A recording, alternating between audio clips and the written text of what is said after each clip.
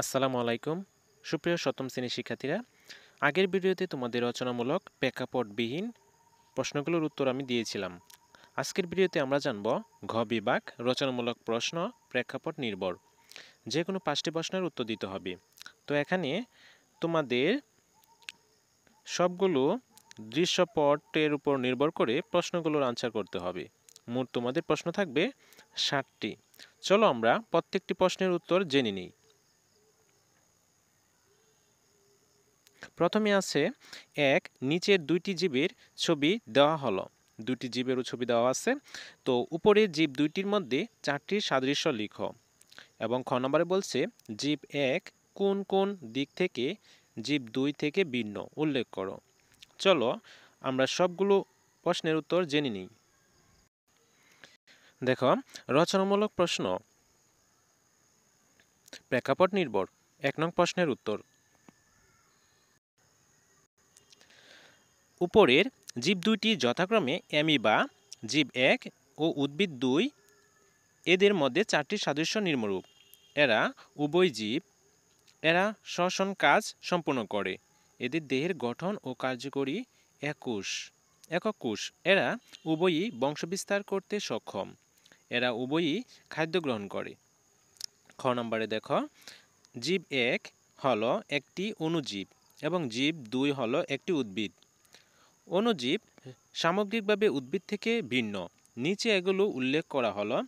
অণুজীব আদিকোষীয় জীব, অপর দিকে উদ্ভিদ প্রকৃতকোষী জীব, অর্থাৎ কোষীয় গঠনের দিক থেকে জীবদ্বয় ভিন্ন। অণুজীব সরাসরি শোষণ পদ্ধতিতে পরিবেশ থেকে পুষ্টি সংগ্রহ করে। অপরদিকে উদ্ভিদ সালোকসংশ্লেষণ প্রক্রিয়ায় নিজের খাদ্য নিজে প্রস্তুত করে, অর্থাৎ খাদ্য গ্রহণের দিক দিয়ে জীবদ্বয় ভিন্ন। অণুজীব ক্ষণপদ বা ফ্লাজেলার সাহায্যে চলন সম্পন্ন করে। অপরদিকে উদ্ভিদ চলনে অক্ষম ও অনড়, অর্থাৎ চলনের দিক থেকে জীবদ্বয় ভিন্ন। অণুজীব দ্বিবিভাজনের মাধ্যমে অ্যামাইটোসিস পদ্ধতিতে বংশবৃদ্ধি করে। অপরদিকে সাধারণভাবে উদ্ভিদ নিষেকের মাধ্যমে বীজ সৃষ্টির মাধ্যমে বংশবিস্তার করে, অর্থাৎ বংশবৃদ্ধি বা প্রজননের পদ্ধতিগত দিক থেকে জীবদ্বয় ভিন্ন। শিক্ষার্থীরা, এ হচ্ছে 1 নং প্রশ্নের উত্তর। তারপর চলো আমরা 2 নং প্রশ্নটা দেখে আসি।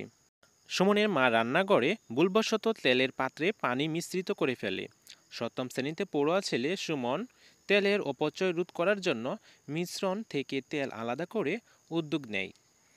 সুমনের কোন পদ্ধতি তেল আলাদা করতে পারবে বর্ণনা করো। খ, চিত্র অঙ্কন করে সুমনের আলাদাকরণ প্রক্রিয়াটি ব্যাখ্যা করো। চলো আমরা 2 নং প্রশ্নের উত্তর জেনে আসি। 2 নং প্রশ্নের উত্তর, সুমন ডিক্টেশন পদ্ধতিতে তেল থেকে পানি পৃথক করতে পারে। এই পদ্ধতিতে পরস্পর অমিশ্রণীয় তরল অথবা সাসপেনশনের মতো মিশ্র থেকে উপাদান আলাদা করা যায়। তেল পানির চেয়ে হালকা বলে তেল ও পানির মিশ্রণ দুটি স্তরে আলাদা হয়ে পড়ে। খ, সুমন একটি পৃথকীকরণ ফার্নেল ব্যবহারের মাধ্যমে তেল ও পানি আলাদা করতে পারে। ডিক্টেশন পদ্ধতিতে এই ফানেলের নিচের দিকে একটি স্পর্কট থাকে। যখন পানি ও তেলের মিশ্রণ ফানেলে রাখা হয় তখন তেল উপরে ও পানি নিচে অবস্থান করে।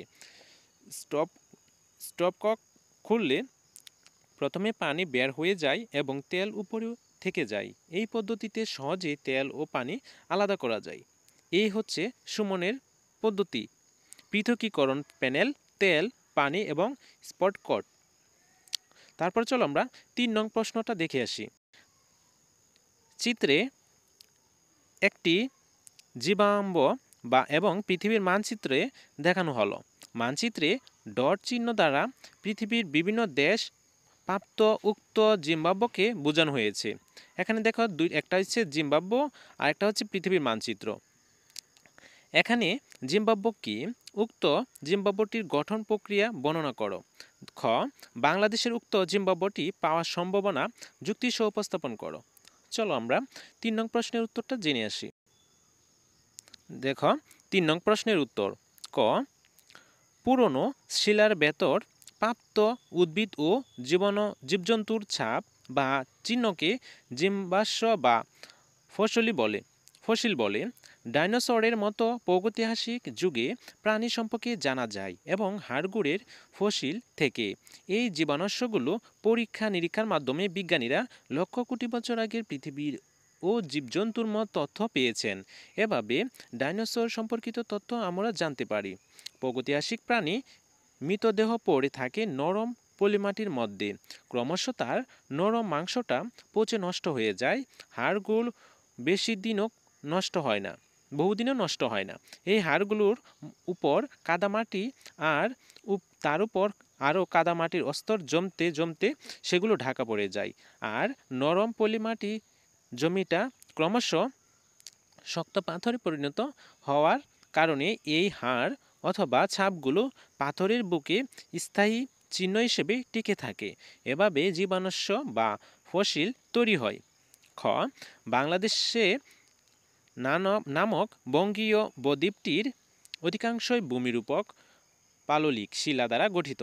এখানে পলির নিচে চাপা পড়া জীবাশ্ম পাওয়ার সম্ভাবনা প্রবল, কিন্তু এ দেশটিতে ডাইনোসরের ফসিল পাওয়ার সম্ভাবনা একেবারেই কম। 170 মিলিয়ন বছর পূর্বে জুরাসিক যুগ ছিল পৃথিবীতে ডাইনোসরের বিচরণ ক্ষেত্র, কিন্তু 125 মিলিয়ন বছর পূর্বে আমাদের এই বদ্বীপ বাংলাদেশ গঠিত। তাই এই দেশে ডাইনোসরের ফসিল না পাওয়াই স্বাভাবিক। কিন্তু জুরাসিক যুগের আমাদের এই অংশের গন্ডোয়ানা ল্যান্ড সম্পূর্ণ পৃথিবীর ভূপৃষ্ঠের সাথে যুক্ত ছিল। তাই ডাইনোসরের ফসিল পাওয়ার সম্ভাবনা যে একেবারেই নেই তা বলা যায় না। তারপরে চলো আমরা 4 নং প্রশ্নেরটা দেখে আসি। 4 নং প্রশ্ন, নিচের প্রেক্ষাপট অবলম্বন ক ও খ প্রশ্নোক্ত উত্তর দাও। এখানে একটা জীব রয়েছে, উপরের প্রদত্ত জীবটির কোষীয় গঠন ব্যাখ্যা করো। এই জীবের কোষের গঠন আমাদের ব্যাখ্যা করতে হবে। খ একটি ছত্রাকের ছবি আঁকো। তোমার অঙ্কিত ছত্রাকের সাথে উপরের জীবটির দুটি পার্থক্য লিখো। চলো আমরা 4 নং প্রশ্নের উত্তরটা জেনে আসি। 4 নং প্রশ্নের উত্তর, ক চিত্রে প্রদর্শিত জীবটি ব্যাকটেরিয়া। ব্যাকটেরিয়া আদিকোষ অর্থাৎ নিউক্লিয়াস সুগঠিত নয়। ব্যাকটেরিয়ায় নিউক্লিয়াসে পর্দা থাকে না। এদের মূল নিউক্লিয়ার বস্তু তথা ডিএনএ কোষের প্রোটোপ্লাজমের অবস্থা করে। এগুলোকে নিউক্লিয়েট বলা হয়। ব্যাকটেরিয়ার কোষের ভেতর অন্যান্য জীবকোষের মতোই mitochondria, ribosome, Golgi body, endoplasmic reticulum ইত্যাদি অঙ্গাণু থাকে। প্লাজমিড ব্যাকটেরিয়া কোষের মূল নিউক্লিয়ার বস্তু ছাড়াও এক বা একাধিক ডিএনএ দিয়ে তৈরি বৃত্তাকার গঠন থাকে। এগুলোকে বলা হয় প্লাজমিড। প্লাজমিডের মধ্যে কিছু জিন থাকে। প্লাজমিডে থাকা জিন ভাইরাসের মতো শত্রুর মোকাবেলা করে। এছাড়া ব্যাকটেরিয়াকে মারার জন্য আমরা যেসব ওষুধ ব্যবহার করি সেগুলোর বিরুদ্ধে প্লাজমিড ভূমিকা রাখে। জীবের বৈশিষ্ট্য নিয়ন্ত্রণ করে যে জিন সেগুলোর ভেতরে পরিবর্তন এনে নতুন বৈশিষ্ট্যসম্পন্ন জীব তৈরির বিষয়টি বিজ্ঞানীদের জন্য সম্ভব করেছে জেনেটিক ইঞ্জিনিয়ারিং এর বিকাশে প্লাজমিড গুরুত্ব ভূমিকা রেখেছে।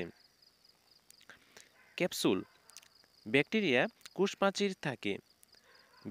কোষপ্রাচীর থাকে, তবে প্রতিকূল পরিবেশ থেকে বাঁচার জন্য কিছু ব্যাকটেরিয়া কোষপ্রাচীরের উপরে ক্যাপসুল নামক আরও একটি আবরণ থাকে। ক্যাপসুল মূলত শর্করার আবরণ, যা সহজে ভেদ করা যায় না। যেসব ব্যাকটেরিয়ার ক্যাপসুল আবরণ থাকে সেগুলোর সংক্রমণে আমাদের অসুখ বিসুখ হলে এর চিকিৎসার তুলনামূলকভাবে কঠিন হয়, কারণ আমরা যেসব ওষুধ খাই তাকে ব্যাকটেরিয়ার কোষের ভেতর ঢুকতে বাধা দেয় এই ক্যাপসুলের আবরণ। ফ্লাজেলা ব্যাকটেরিয়ার চলাচলে সহযোগিতা করার জন্য কোষপ্রাচীরের সঙ্গে ফ্লাজেলা নামের সুতার মতো অসংখ্য বিস্তারণ থাকে। এগুলোর নড়াচড়ার মাধ্যমে ব্যাকটেরিয়া জলীয় পরিবেশে চলাচল করতে পারে। এটা হচ্ছে এগারিকাস ব্যাকটেরিয়াম। উদ্দীপকের জীবটি হলো ব্যাকটেরিয়া। আমরা অঙ্কিত ছত্রাকের সাথে ব্যাকটেরিয়ার দুটি পার্থক্য নিচে দেওয়া হলো। ছত্রাক এবং ব্যাকটেরিয়া। ছত্রাক সুগঠিত নিউক্লিয়াস থাকে। ব্যাকটেরিয়ায় আদি নিউক্লিয়াসযুক্ত অর্থাৎ নিউক্লিয়াস সুগঠিত নয়। 2. এরা এককোষী ও বহুকোষী হতে পারে। ছত্রাক, ব্যাকটেরিয়া এরা এককোষী। শিক্ষার্থীরা, এই ছিল তোমাদের 4 নং প্রশ্নের উত্তর। তারপর চলো আমরা 5 নং প্রশ্নটা দেখে আসি। 5, নিচের একটি উদ্ভিদ কোষের কিছু অংশ দেখানো হলো। এটা হচ্ছে উদ্ভিদ কোষের কিছু অংশ। এটা পি অংশকে নির্দেশ করা হয়েছে এবং এটা নিউক্লিয়াসকে কিউ কোষের নিউক্লিয়াসকে নির্দেশ করা হচ্ছে। চলো আমরা এটার সমাধানটা আমরা দেখে আসি। চিত্রে পি, আর এবং এস চিহ্নিত অংশটুকুর নাম লেখ। খ, চিত্রে কিউ চিহ্নিত অংশটির জীবের জন্য অতি গুরুত্বপূর্ণ কেন, বিশ্লেষণ করো। চলো এটার উত্তর আমরা দেখে আসি। 5 নং প্রশ্নের উত্তর।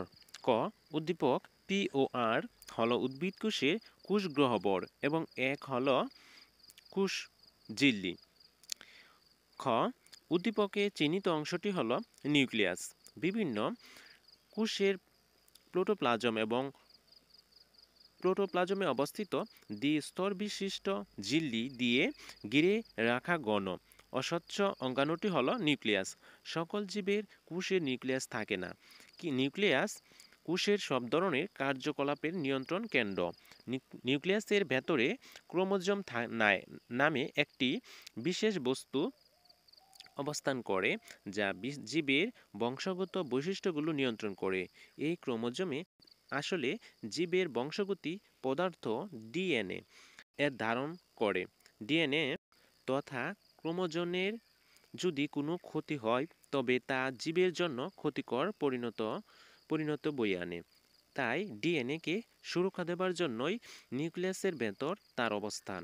ডিএনএর গঠন ও কাজের ধারাবাহিকতা বজায় রাখার মাধ্যমে পিতামাতার জন্মগত বৈশিষ্ট্যগুলো সন্তানের মধ্যে স্থানান্তরিত হয়। উপরিউক্ত কারণে নিউক্লিয়াসের জীবের জন্য গুরুত্বপূর্ণ। শিক্ষার্থীরা, তারপর আমরা চলো 6 নং প্রশ্নটা দেখে আসি। তারপর দেখো 6, বাংলাদেশের সবচাইতে সমৃদ্ধ জীব বৈচিত্র্যপূর্ণ অঞ্চল রয়েছে সুন্দরবন। এখানে হরেক রকমের উদ্ভিদ ও প্রাণী বসবাস। নানান কারণে এই বনাঞ্চলের অনেক জীব ইতোমধ্যে বিলুপ্ত হয়ে গেছে। যারা বেঁচে আছে তারা টিকে থাকার ঝুঁকিতে রয়েছে, কিন্তু এই জীব বৈচিত্র্যকে আমাদের টিকে রাখতে হবে। সুন্দরবনের এই অবস্থাকে নিচের বিষয়গুলির মাধ্যমে চিত্রিত করা যায়। সুন্দরবনের জীববৈচিত্র্যের গঠনের ভৌগোলিক কারণ। বৈচিত্র্যময় জীবকুল, জীববৈচিত্র্যের ঝুঁকি দূরীকরণের উপায়। উল্লেখিত 4টি বিষয়ের উপর ভিত্তি করে সুন্দরবনের উপর একটি প্রতিবেদন রচনা করো। চলো আমরা এটার উপরে একটা প্রতিবেদন রচনা করে ফেলি। 6 নং প্রশ্নের উত্তর। আমি একটি প্রতিবেদন রচনা করে ফেলেছি। চলো এটা আমরা এখন পড়ে শোনাই। একটি প্রতিবেদন নিচে দেওয়া হলো সুন্দরবন সম্পর্কে। প্রতিবেদনের শিরোনাম সুন্দরবনের অনন্য জীববৈচিত্র্য। প্রতিবেদকের নাম মালিহা হোসেন, অথবা তোমাদের নাম তোমরা দিতে পারো। শ্রেণী 7ম শ্রেণী, শাখা খ, রুল 10। প্রতিবেদনের তারিখ 9/11/2024। সুন্দরবনের অনন্য বৈচিত্র্য। ভৌগোলিকভাবে বাংলাদেশের দক্ষিণে বঙ্গোপসাগরের মোহনার নোনা পানি আর নদীর মিষ্টি পানির মিলনস্থানে পানির সঙ্গে আশাপলি জমে যে বদ্বীপের সৃষ্টি হয়েছে তাকে সুন্দরবন গড়ে উঠেছে। সুন্দরবনের উদ্ভিদের শ্বাসমূলের জন্য তা মাছ ও অন্যান্য প্রাণীর কাছে এক আকর্ষণীয় স্থান। তারা খাবার এবং শিকারী প্রাণীদের কাছে থেকে আত্মরক্ষার জন্য এ ধরনের বনে আশ্রয় নেয়। ছোট মাছ, শামুক, কাঁকড়া, চিংড়ি ও পাখিদের আবাস হিসেবে সুন্দরবন অনন্য। এছাড়া সুন্দরবনে রয়েছে বৈচিত্র্যময় জীবকুল যা উদ্ভিদ ও প্রাণীর সমাহারে সমৃদ্ধ। সুন্দরবনের প্রধান উদ্ভিদ হচ্ছে সুন্দরী, গড়ান, কেওড়া, গোলপাতা, বিভিন্ন ধরনের ঘাস, লতা, গুল্ম, প্লান ইত্যাদি। রয়্যাল বেঙ্গল টাইগার, লুনা পানির কুমির, ডলফিন, শূকর, বিভিন্ন প্রজাতির হরিণ, কাঁকড়া, মাছ, পাখি, বিচিত্র প্রজাতির অসংখ্য প্রাণী দেখা যায় সুন্দরবনে। এদের মধ্যে রয়েছে রয়্যাল বেঙ্গল টাইগার আর চিত্রা হরিণ সুন্দরবনের বিশেষ আকর্ষণ। জলবায়ু পরিবর্তনে সুন্দরবনের জন্য হুমকি হয়ে দাঁড়িয়েছে। বন্যপ্রাণী পাচার অতিমাত্রায় মাছ ধরা, নির্বিচারে গাছ কাটা এবং বিষ দিয়ে মাছ ধরা বন ও বন্যপ্রাণীর জন্য ঝুঁকি বাড়িয়ে দিয়েছে। ফলে বিশ্বের বৃহত্তম ম্যানগ্রোভ বন সুন্দরবনের জীববৈচিত্র্যের আশঙ্কাজনক ঝুঁকির মধ্যে রয়েছে। এ সকল ঝুঁকি কমিয়ে সুন্দরবনকে রক্ষার জন্য বিশ্বব্যাপী জলবায়ু পরিবর্তনের নেতিবাচক প্রভাব হ্রাসের গণসচেতনতা তৈরি করতে হবে। সুন্দরবনের পরিবেশ ও বাস্তুতন্ত্র পর্যবেক্ষণ করে বিজ্ঞানসম্মত উপায়ে বন্যপ্রাণী ব্যবস্থার উদ্যোগ ও গ্রহণ করতে হবে। বন্যপ্রাণী এবং বন রক্ষায় সুন্দরবনের প্রতিরক্ষা ব্যবস্থা জোরদার করতে হবে। বন বিভাগ, স্থানীয় সরকার প্রশাসন এবং আমাদের সকলের সচেতনতা এবং চেষ্টার মাধ্যমে বৈচিত্র্য জীবকুল সমৃদ্ধ সুন্দরবন রক্ষা করা সম্ভব। শিক্ষার্থীরা, এই ছিল তোমাদের প্রতিবেদনের নমুনা। তোমরা এভাবে প্রতিবেদনটা লিখতে পারো। চলো এবার আমরা 7 নং প্রশ্ন দেখে আসি। 7, একজন কৃষক জমিতে কাজ শেষ করে বাড়ি ফিরছিলেন। এমন সময় একটি কুকুর পিছন থেকে এসে তার পায়ে কামড় দিয়ে চলে গেল। কৃষক বাড়ি এসে ডাক্তারের কাছে না গিয়ে কবিরাজ চিকিৎসা নিল। কয়েক মাস পর তার খিঁচুনি শুরু হলো, পানির পিপাসা হলো, কিন্তু পানি পান করতে পারল না। ভীতি জন্মিল, পানির প্রতি ভীষণ ভীতি জন্মিল। কৃষকের কি রোগ হলো? এই রোগের কারণ ব্যাখ্যা করো। কৃষক কবিরাজি চিকিৎসার করার কি ভুল করলো বিশ্লেষণ করো। চলো আমরা এই 7 নম্বর প্রশ্নের উত্তরটা জেনে আসি। তো দেখো 7 নং প্রশ্নের উত্তর। কৃষকের যে রোগটি হয়েছে সেটি হলো রেবিস ভাইরাস গঠিত মারাত্মক রোগ জলাতঙ্ক। এই রোগের কারণ নিচে ব্যাখ্যা করা হলো। কুকুর, বিড়াল, বানর, বাদুড়, বেজি ইত্যাদি প্রাণীরা রেবিস ভাইরাস দ্বারা আক্রান্ত হলেন এবং এরা মানুষকে রেবিস ভাইরাস দ্বারা আক্রান্ত প্রাণীর লালা বা রক্ত সুস্থ প্রাণীর রক্তের স্পর্শে আসলে রক্তের মাধ্যমে তা সুস্থ প্রাণীর সারা শরীরে ছড়িয়ে পড়ে এবং জলাতঙ্ক রোগের সৃষ্টি হয়। বেশিরভাগ জলাতঙ্ক রোগের এই কুকুরের কামড়ে। খ, সাধারণত জলাতঙ্কের লক্ষণ দেখা দেওয়ার 1 সপ্তাহের মধ্যে রোগী মারা যায়। কোনো অ্যান্টিভাইরাস ওষুধ ভাইরাসের বিরুদ্ধে কাজ করতে পারে না। কিছু উপশমনের চিকিৎসা ছাড়া জলাতঙ্কের বিরুদ্ধে তেমন কার্যকর কোনো চিকিৎসা নেই। তবে জলাতঙ্কের বিরুদ্ধে কার্যকর টিকা রয়েছে, যা রোগের লক্ষণ প্রকাশের আগে শরীরে প্রয়োগ করতে পারলে মৃত্যু এড়ানো যায়। এজন্য যত তাড়াতাড়ি সম্ভব ডাক্তারের পরামর্শ মতো জলাতঙ্কের টিকা গ্রহণ করতে হবে। প্রয়োজনীয় চিকিৎসা গ্রহণ না করে বাটি পড়া, পান পড়া, চিনি পড়া, মিস্ত্রি পড়া, ঝাড়ফুঁক ইত্যাদি জলাতঙ্কের হাত থেকে বাঁচাতে পারে না। ক্ষত স্থানে কখনোই অন্য কিছু দিয়ে কাটা, চূষণ করা বা ব্যান্ডেজ করা যাবে না।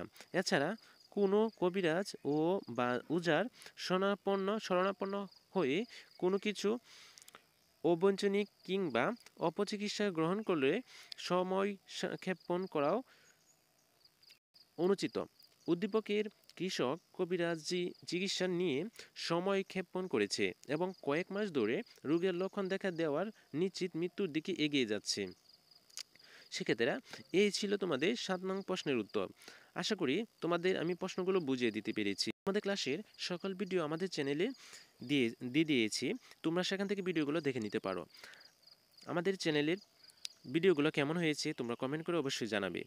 পরবর্তী ভিডিও দেখার আমন্ত্রণ জানিয়ে আজকের ভিডিওটি এখানেই শেষ করতে যাচ্ছি। সবাই ভালো থাকো, সুস্থ থাকো, আল্লাহ হাফেজ।